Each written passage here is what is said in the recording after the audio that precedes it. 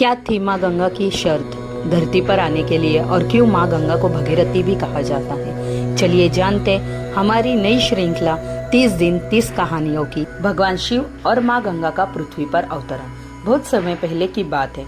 अयोध्या के राजा सगर ने अश्वमेध यज्ञ किया था। यज्ञ का घोड़ा इंद्र के कारण लापता हो गया और उसे खोजते खोजते राजा सगर के 60,000 पुत्र कपिल मुनि के आश्रम पहुँचे। तभी उन्होंने मुनि पर आरोप लगाए कि उन्होंने घोड़ा चोरी किया है। कपिल मुनि को क्रोध आया और उन्हीं के क्रोध के वजह से राजा के पुत्र भस्म हो गए। उन सभी की आत्माओं की मुक्ति तभी संभव थी जब स्वर्ग से माँ गंगा पृथ्वी पर आकर उनकी अस्थियां अवशेषों को स्पर्श करे। समय बीतता गया। राजा भगीरथी ने अपने पूर्वजों को उद्धार करने के लिए हजारों वर्षों तक कठोर तपस्या की।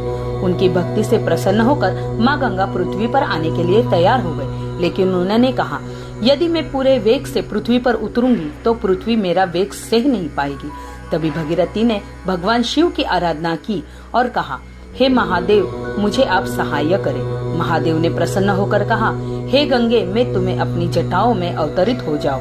जब गंगा स्वर्ग से उतरी तो शिव जी ने उन्हें अपनी जटाओं में स्थान दिया। जटाओं से गंगा को एक धारा पृथ्वी पर प्रवाहित की। भगीरथी उसी धारा के आगे आगे चले और अंततः गंगा ने उनके पूर्वजों का उद्धार किया। इसी कारण गंगा को भगीरथी भी कहा जाता है और भगवान शिव को गंगाधर भी कहा जाता है, अर्थात गंगा को धारण करने वाला।